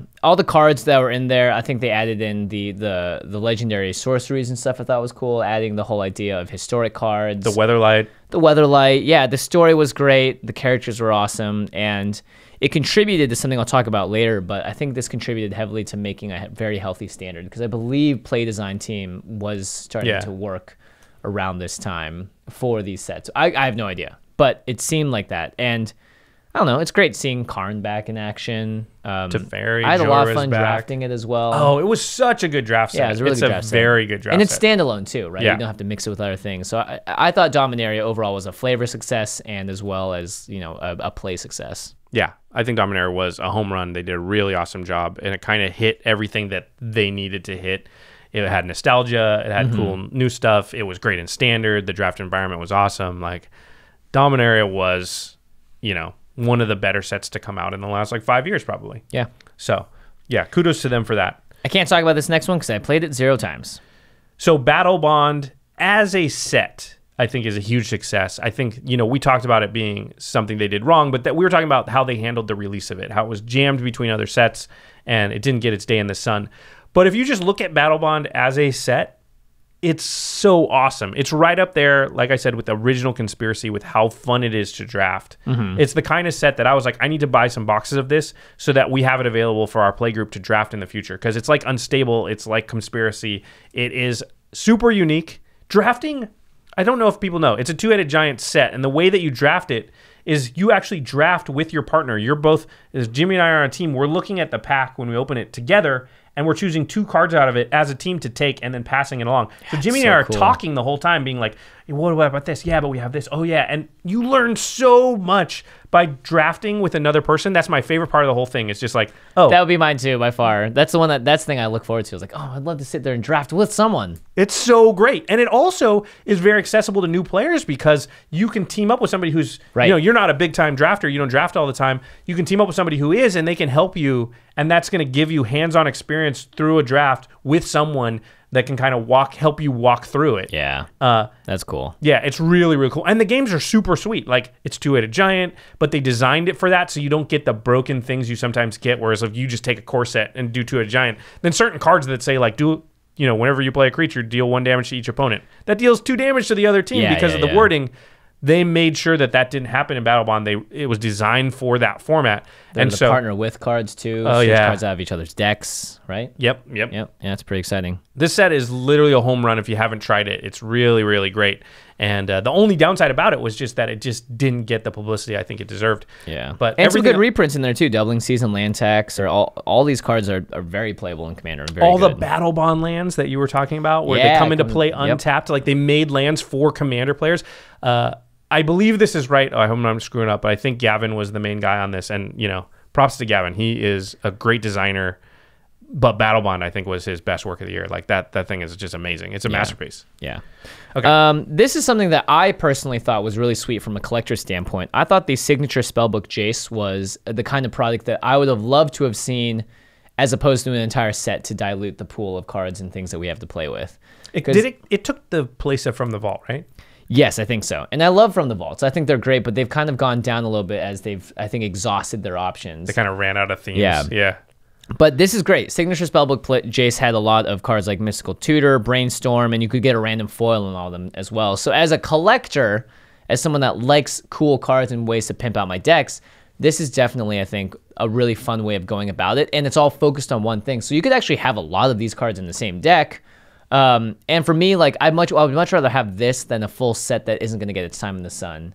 I don't think you need to cram 3 sets in a row. I think you can do something like this that's a smaller ancillary product that is not necessarily something you need to buy and play with, with other people. You could just buy it to like get your own, max your deck out, and it still has that booster pack feel of maybe you get a foil of your favorite thing. But I don't know. For me, I think this is a lot of fun. It's very flavorful. It's on theme. All the cards have Jace on them. So if you're, a Planeswalker fan or just a blue fan, it's a great way to make your deck look sweeter. Yeah, I was meh a little bit about the spellbook itself, but what I do like about it is it gives them flexibility so they can cherry pick certain cards in the future, and they don't have to be like, can we think of 12 cards that all have this one theme? They don't have to do that. They can be like, we really want to put these 2 cards in there, and then this will allow us to do it because we do spellbook Chandra, and we can cherry pick Sneak Attack and some other red card we want to do, and it doesn't really matter that much. As long as they're kind of in a general theme of like color or whatever. So we have Mystical Tutor and Threads of Disloyalty in the same list, Yeah. They're all blue, but I think that, again, for me, like, this is the kind of thing that I would have fun buying. And that to me is exciting because that says that this product appeals to a certain part of my player that hasn't been, like an itch that hasn't been scratched. Yeah. So, okay, that's one of the successes from 2018. Another thing we had in 2018 that I really like is the return of the core set. Woohoo! So they stopped doing them for a little while, and now they're back. And I missed the core set. I've always liked the core set. Me too. I think it's a fun draft experience too because it's sort of like back to basics in a lot of ways. It's how M15 was how I really got back into Magic after journeying into Nyx. Yeah, and if you think about like, hey, we love Limited. Obviously, we talk about it a lot. It's our second love after Commander, and that's really what got Jimmy and I back into the game was playing Limited because when you don't have a lot of cards, you don't need them for Limited, right? You just show up, they give you the booster packs, and you play with that stuff. There wasn't really, like, if you've got Dominaria, Battle Bond, Ixalan, Rivals of Ixalan, like, well, what point are you getting a new player to come try? They can't jump into Limited for one of those sets. It's super complicated. You need that core set every year to be like, okay, This is Magic. like a baseline level. You just need to know what like First Strike does, but you don't need crazy complicated keywords. You know, you don't have to worry about Mentor and stuff like that, which is going to be a little bit harder to explain. You can jump in here. So yeah, I like the Return of the Core set. It lets them print new Planeswalkers. It just lets them basically make a set that also, like, I think it's really healthy for Standard to help supplement a set where it gives you some pieces of the puzzle that you may not necessarily have or may not fit thematically into another set. For me, I'm just happy core sets are back. It's a great way for players to get into the game, and it's also just a fun draft set. Almost always I've had fun drafting core sets. Yeah, they're just basic. It's back to basics drafting. Draft removal, draft creatures, draft evasion. All right. Okay, so this is the one you alluded to earlier. Yeah, this is the one I think is definitely the biggest right that Magic has done, which is we haven't seen many cards banned recently in Standard. And that's because we have a new play design team at Wizards that Melissa DeTora is on and some other people. Paul basically, Cheon, Andrew Brown. They're going to try and break the game so that the game doesn't get broken by players in the wild.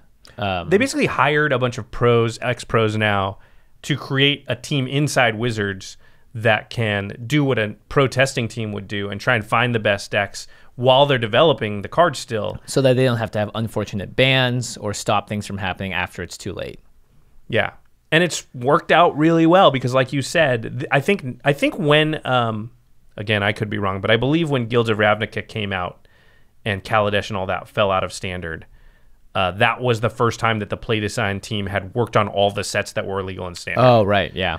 Because they didn't work on like Kaladesh and some of the early stuff. And we saw at that moment, and even right now, I think, I'm not always 100% up on Standard, but I believe that there's no consensus top deck even in Standard now, even after the Pro Tour.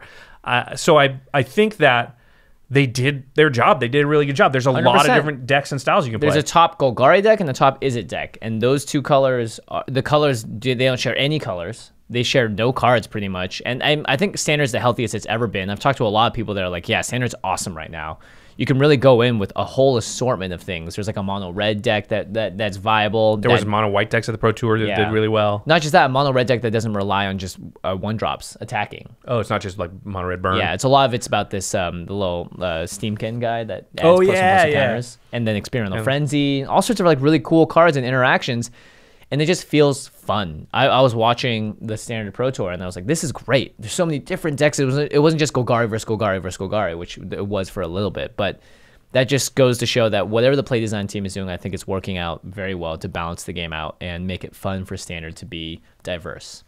Yeah, I'm actually amazed it took them so long to come up with the concept of like, hey, why don't we hire a bunch of these really good players to come in here and warn us about stuff that we maybe should, watch out for while we're designing the cards. But because there was a period where a lot of cards got banned, and that was definitely a little, I think a lot of people were like, what is happening right now? Because this is not how Standard should operate. I think that because of that and the fact that Standard was not fun for quite an extended period of time, we actually saw that Standard's popularity waned. It hurt Magic as a whole. Right. And they started doing all this stuff to try and get, make up for that. And a lot of problems we see, I think, are in response to the fact that when Standard's not strong, Magic as a business is in a little bit of trouble. So we want Standard to be strong. Yes, absolutely. This is another thing that I thought was great this year. I went to every pre-release so far, and the pre-release quality... You even drove like 4 hours in New Zealand to go to a bunch of them. I made a whole vlog about it. By the way, if you haven't seen it, please go watch it. I went and found some people on set that played Magic, and we drove like 3 hours to get to a pre-release, played in 2, and then drove back that same day, and everyone had to wake up at like 3 the next morning. So props to those guys. But that vlog is on the channel. But I think in general, and I know Gavin has a lot to do with this as well, but the pre-release quality has been great.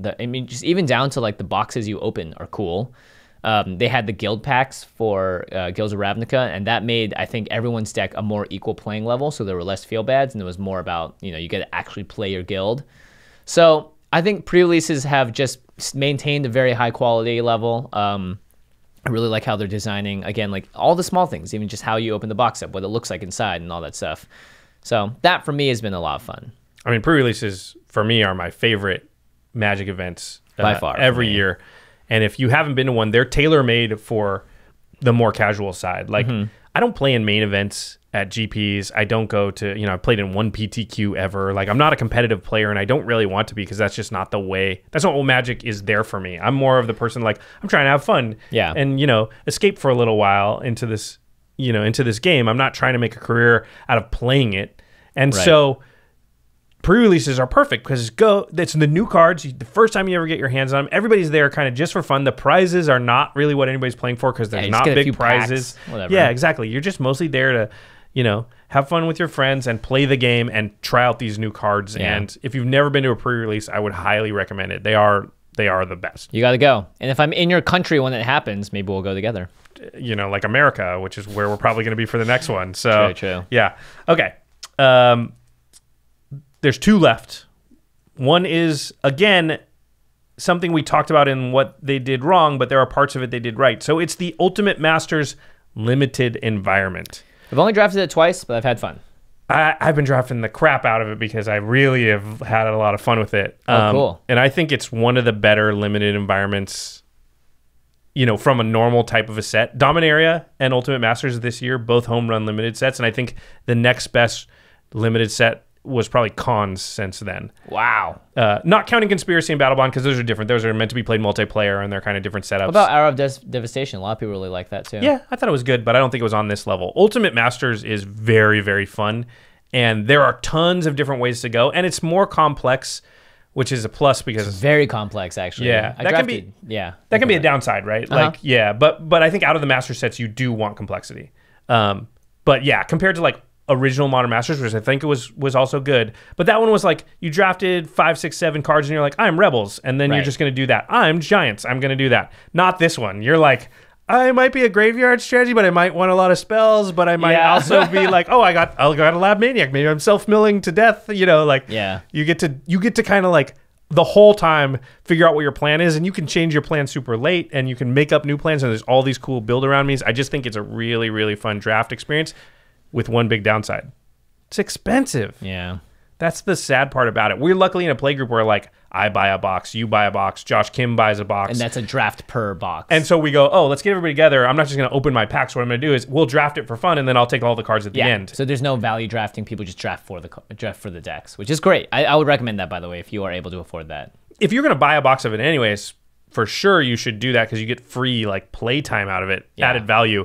But also like a lot of your friends, are not going to be able to afford to draft it otherwise. And now it's like I can have all the friends over and they can draft, and I'm just taking the cards at the end, but they got the draft experience out of it. So and that has allowed us to draft it quite a few times, and that it's just super fun. I think Jules Robbins and Yanni Skolnick were the 2 people most in charge of the draft environment. Boy, I hope I'm not leaving anybody out. But anyway, good job, guys, because the draft environment is sweet. And also, I want to say, for years, we've heard this excuse of why they don't reprint certain cards in certain sets because the limited environment or whatever, it's going to screw it up. Right. That's not the case at all, clearly, because they put the kitchen sink in this one. And there are all kinds of rares and mythics that have nothing to do with themes going on in this set.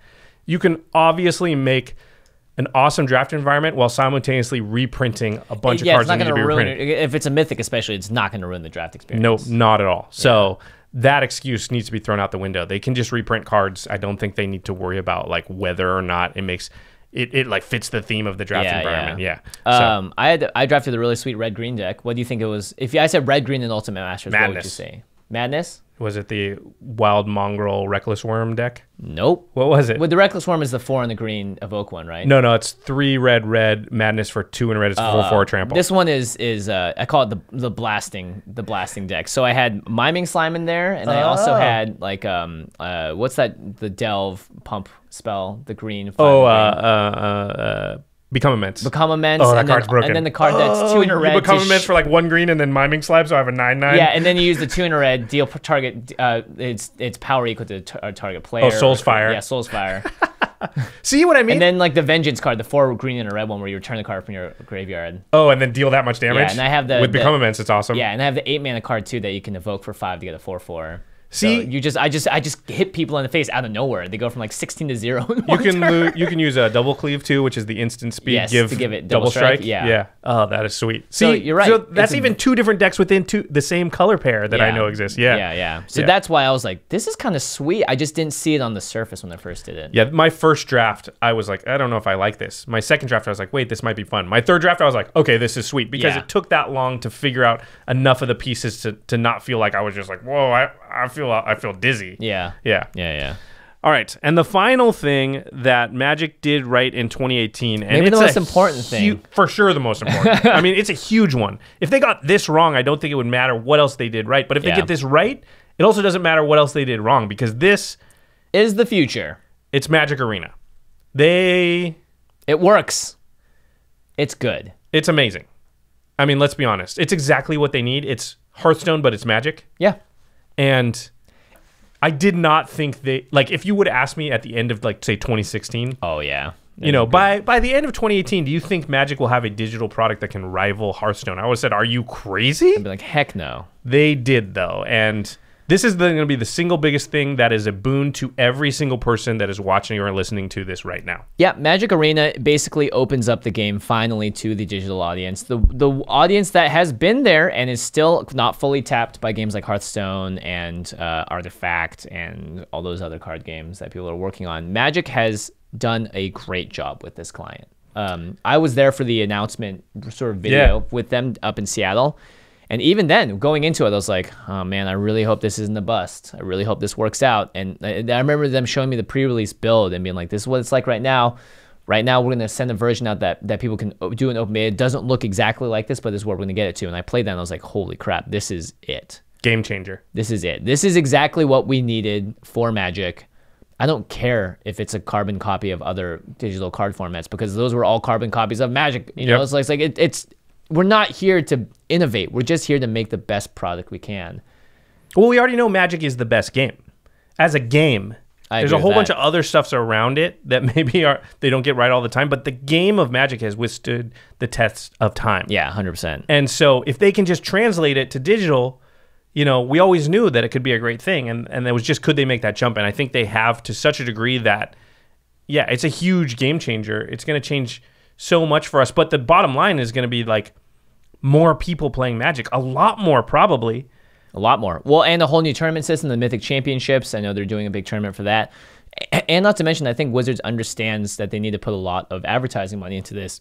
I've been seeing ads for it everywhere, sponsored streamers, and every time I see it, the view numbers are high. Yep. A lot of times you see a streamer do a different game and the view numbers drop because no one cares about that game. But Magic is a good enough game and the client looks good enough and it's fun enough to watch and hard enough to play that people are inherently interested in learning and seeing it being in action. So that every single element of that has surprised me watching, because you could watch this game and be like, I have no idea what's happening. I'm not interested. Well, they have that plugin on Twitch where if you're watching a streamer, you can mouse over the card and it'll show you what the card is. Like, that's a game changer too, because if you don't know on MTGO what a card does, good luck, right? But now I can what is that card? Oh, now I can see it.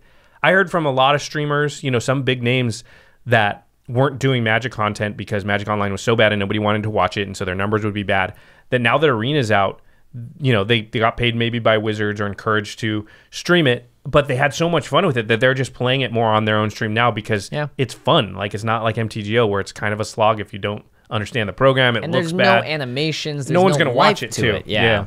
So it's a huge, huge deal. Also, I think the biggest deal about Arena is that up until now, if someone showed any interest in Magic or you wanted to introduce them to the game of Magic, how do you do it? What would you do? Yeah. You would not tell them to go to Magic Online. Yeah. Because that's literally the worst thing you can do. They would have no idea what to do. There's nothing in that game that teaches you anything. You have to know how to play really well. Yeah. What would you... And you'll still misclick like crazy and waste money. And are you going to sit down and teach them? Like, that's a really bad way to go. A lot of people are not good at it, and it will take a long time. Now just tell them, hey, go download the MTG Arena client, try it out, see if it's fun. And I've told that to like 3 people so far, and they're like, oh, you mean you need to sit here and teach me? I'm like, no, have someone better do it, the computer. Yeah, I was at dinner just a couple months ago, and I was talking about, what I do, and one of my old friends was like, oh, I used to play that when I was a kid. And I was like, you should get on the thing and play on the open beta. And he's like, can I build mono red? Because that's what he used to play. And I'm like, yes, you can. He's like, yes, sweet. You can. And then another person was there. He's like, I don't even know what Magic is. I was like, you should get on the beta and you should play because it's really easy and it'll teach you how. And I just got an email from the guy who'd never played before, like last week. And he's like, well, I heard Peter say, mono red burns. So I built that because he just said it, so I figured mono red, I don't know. And he's like, and I'm killing people, and it's so much fun.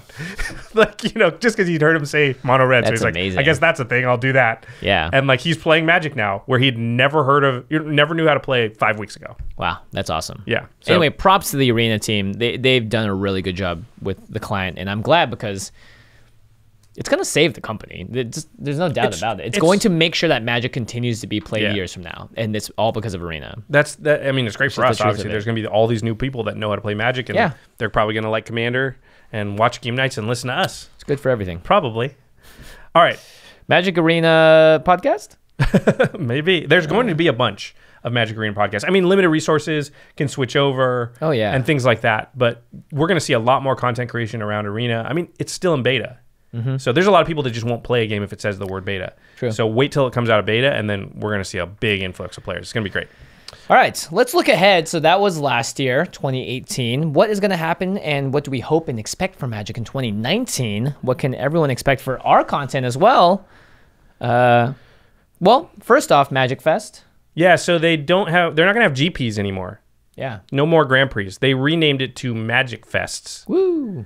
So I think we're not 100% sure what this means, but in some ways it means a de-emphasis of the tournament and more of an emphasis on the convention style. So maybe more cosplaying, maybe more artists. Oh, we didn't talk about the artist thing and casual things they did wrong. Events. We should probably mention that. There's a whole controversy around artists and their participation, and they are boycotting some of the GPs in the Magic Fest, and hopefully Channel Fireball and the artists figure that out. I hope they do. Art is one of the most iconic parts. I mean, look, we're surrounded by art. Yep. And if you have something called a Magic Fest and there are just inexplicably no artists there because they don't feel like it's worth their time, or that they're being treated properly, that's a huge fail for Magic. Now, that's something that's, I guess we couldn't technically talk about it as something that they did wrong last year because it hasn't happened yet, but they need to figure that out. And so I hope they do. Obviously, we are friends with a lot of artists, Jesper, Titus, Victor Adame, all friends and patrons of our show. And, I hope Channel Fireball will give the artists their due, because I hope so too. I don't want to go to a Magic Fest if they're not going to be artists there. I mean, it's kind of getting rid of the magic. Yeah. A lot of the magic is seeing how these beautiful pieces of art and getting a cool card signed and all that good stuff. Yeah. So and again, we are surrounded by art on this set. I mean, we literally have moving art behind us. That's how important it is to this game. But the idea of the Magic Fest, I think, is a good one, at least from my perspective, and I would assume from yours, since we don't play in main events, and that's not the part of the GPs we like. Right. That feels like they're leaning towards the parts that we do like, which is more casual side events, more... there might be more like, hey, the professors are going to speak about whatever, or little... Yeah, a little area set to play Arena. Try it out for the first time. More panels, more artists, more cosplaying, more of the convention side of things. I think most players, they don't really want to... they don't even want to slog through 14 rounds of a single tournament with one deck. They want to play Magic with other people. They want to play or 3 if you rounds of bust draft. out of the GP or the Magic Fest, then you can play and do other stuff. Yeah. It's not just like, all right, I guess I'm going home kind of thing. Yeah, I think this is a positive change. Yeah. Mythic Championships, which is an arena tournament, I believe. Well, right? it's paper and arena. Paper and arena, yeah. So I think this is great. I think we need to start seeing arena become tournament fun and fun to watch. In the same way that those Hearthstone tournaments are really cool to watch, I think we have to just push towards that as fast as possible. Again, Arena is, from as far as I can tell, the future of Magic. Yeah, so if you don't know, when we alluded to earlier, they were going to do 6 PTs in a year, and then they scrapped all that, and now they're rolling out what they're calling the Mythic Championships, and they're actually kind of killing the Pro Tour as we know it. And even the Magic Pro Tour Hall of Fame is kind of, nobody knows what's going to happen with that.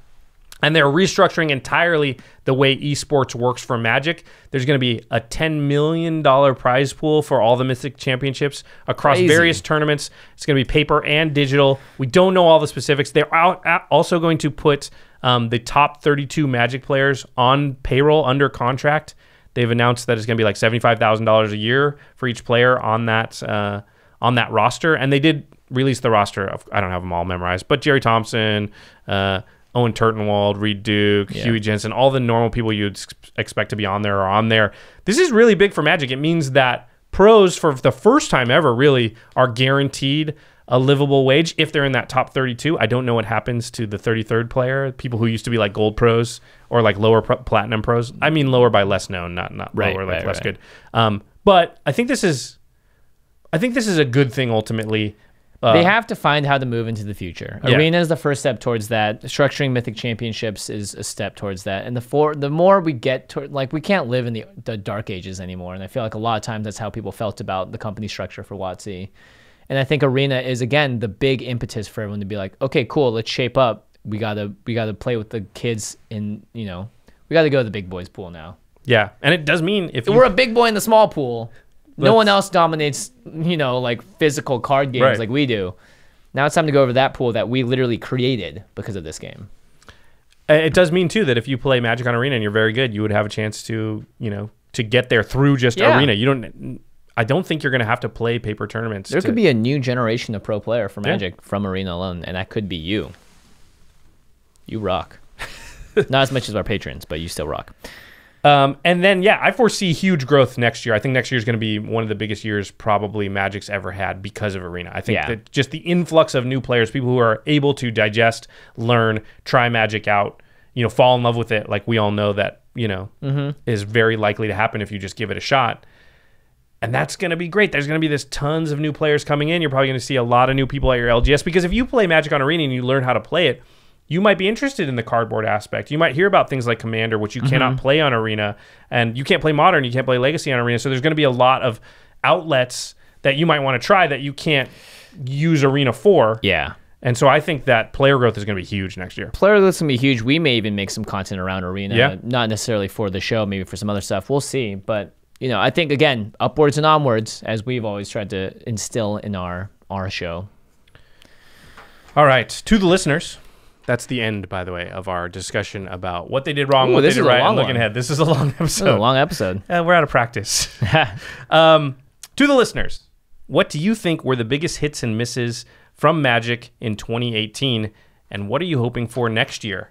Love to hear your guys' take on all this stuff. Yeah, and we did talk about a lot of cards that are now more affordable. And that Ultimate means, Master stuff. Go get it now. Go get it now. And by doing that, you're helping the show out because you're using our affiliate link, right? It's cardkingdom.com/commandzone. Use it. It's super easy. It costs you nothing. And it just helps us. Yeah, you're going to get Magic cards anyway. If you just use that affiliate link, when you do, you are making sure that the Command Zone, Game Nights, Extra Turns, all of our stuff continues to happen. Yep. Okay. Oh, yeah. Sorry. When you get that box topper Liliana or the... Eternal Witness is the one I really like. Okay, thank you. I was going to say, dang, still like $75. It's like super expensive. Rolling deep. But if you get that card, you're going to want to make sure that you keep it safe. And the best way to do that is to put it into an Ultra Pro sleeve. Yeah. Because that is going to keep it from anything happening to it. And you can have the peace of mind that all of your cardboard is going to stay, minty, fresh. And you'll be able to trade it for something even cooler that they come out with next year. Because that's what they tend to do. Seriously, use Ultra Pro products. Again, that's the same thing. Anytime you're supporting our sponsors, you are supporting our content, and we super appreciate it. All right, moving on to the answer, we'll be talking about something cool outside the world of Magic. Josh and I went to see a movie recently. Yes, it was actually shot in New Zealand. Yeah, a lot of it was. So, and it was it Weta? I'm assuming it was. Yeah, Weta did a lot of the effects. Peter Jackson was one of the producers, not Correct. the director. It was Mortal Engines. Mortal Engines. If you haven't seen the trailer, it's a steampunk-esque world, future, dystopian future where like a bunch of the cities have been put onto like wheels. So like London is rolling around on a big tank, but it's still the size of London. Yeah, it's really interesting. This is after the entire world gets wrecked by some sort of apocalyptic event, and we follow the story of a young girl as she tries to infiltrate the city, and we'll see whether or not, she manages to avenge or do the things that she's trying to do. Yeah. I can't really spoil it. It's hard. There's a lot happening in that movie. It was fine. It was loud. It was long. And I assume it was even longer before they cut it down to whatever length it was now. Yeah. I don't think any of us loved it. I think it was like good, clean popcorn fun, but I wouldn't be like, oh, you have to see this movie. Yeah. You should see Spider-Man Into the Spider-Verse, though. Oh, I haven't seen this and I want to, but I'm going to hang out with the nieces and nephews over Christmas. They've already seen it. Oh. So we're probably going to see Aquaman, which I assume will be probably worse than that. I saw Aquaman. It was a movie. Was it loud? It was loud. Okay, I'm in. Yeah. I would say Aquaman was actually a better popcorn, sit back and just let it happen than Mortal Engines was. Okay. All right. But Spider-Man is way above both of those. Oh my gosh. By a figure of tens of times better. Okay. Maybe hundreds. Dang it. And that's the one I'm probably not going to be able to go see. Just ask if the kids want to see it again. I bet they will. We'll see. Although Aquaman is pretty enticing. They want to see Aquaman. I think you'll I like Jason Aquaman. Momoa, so I think it'll be fine. Yeah, I think you'll like Aquaman at the very least. It doesn't make you smarter. Well, yeah, but most movies don't. I mean, that's a fallacy that any movie really makes you smarter. Maybe a few in there have, but in general, it's not like Iron Man makes you smarter. It made me feel like I was smarter, though, because I was like, Tony, you're so smart. This is so cool. Like, maybe I could build a robot in the cave. Hence the fallacy part. Yeah. I mean, okay, yeah. sorry, yeah. More Legends, Aquaman, Spider-Man, and the Spider-Verse. A lot of great options for you to choose. Now you've given a good... we've given you a brief description of all of them, so you can know which one to take your family to or go by yourself to. Yeah, so we're saying go to Spider-Man, and then Aquaman, and then Mortal Engines. Yeah, okay. There you go. There. Good advice to everyone out there. As far as podcasts that you might want to check out, the order of those is Command Zone, Masters of Modern. So if you care at all about the modern format or competitive Magic, Alex Kessler and Ben Bateman, they have a show. It's our sister podcast. It's called The Masters of Modern. You can find them on iTunes, on Stitcher, but you can also find them on YouTube because they're starting to do video content now. So if you go to YouTube and in the search bar, you type in Masters of Modern, you will find their show. And they're going to have a lot to talk about right now because Ultimate Masters is the big thing. And a lot of people are going to just have these modern cards that they've just gotten a hold of. And what do you want to do with those cards? Well, Alex and Ben will tell you. So again, the Masters of Modern, you can also find them right next to us at collected.company. All right, our editor for the show is Josh Murphy. Murph, thanks to you for editing all of this together. Yeah, sorry it was so long. It's an hour and 40 minutes of just unadulterated, pure, blissful content. It's almost like a set review. We wanted, it's the last show of the year, so, we wanted to give you, and you weren't in as many this year, so we figured we'd do 2 in this one episode. Exactly. Yeah. I've been holding in a cough too, so this has been really fun for me talking for this long. And of course, special thanks to Geoffrey Palmer at Living Cards MTG for doing all of the animated backgrounds, as well as our intro and outro shots of the show and video format. You can find him at Living Cards MTG and us at youtube.com/the Command Zone podcast. If you're not watching the videos, what are you doing? Well, maybe they're driving, or there's a lot of traveling that happens during the holidays too. That's a good point. Yeah, I can see just listening. And to some of these. we've helped you out for an hour and 40 minutes of that travel. We have kept you company for this entire plane ride. I hope for some of you. So sorry. No, you're welcome. What would they be doing otherwise? Probably reading a book and actually getting smarter. Actually, yeah, it's a fallacy if they listen to this show and get smarter. So, listen, I just want to give a heartfelt thank you to everybody out there who's stuck with us this entire year. Yeah. Whether you've been with us for previous years or you just found us within this year, you really have helped our channel grow. It's been a huge year, and I hope 2019 is even bigger. Yeah, and a big thank you to DJ as well for filling in and doing such a great job over those 6 months period. And to you, Josh, for putting in who knows how many extra hours. Who knows? Running this ship by yourself. Oof, it's a rough one. But I hope there's a little less hours in 2019. That's my resolution. It's a great resolution, and I hope to accomplish that and help you out with that as well. So, But you guys out there, you will not notice because we're going to be doing some awesome stuff. So I hope you stick with us. We'll see you next year. Yes. Thank you, everyone. Goodbye. Peace.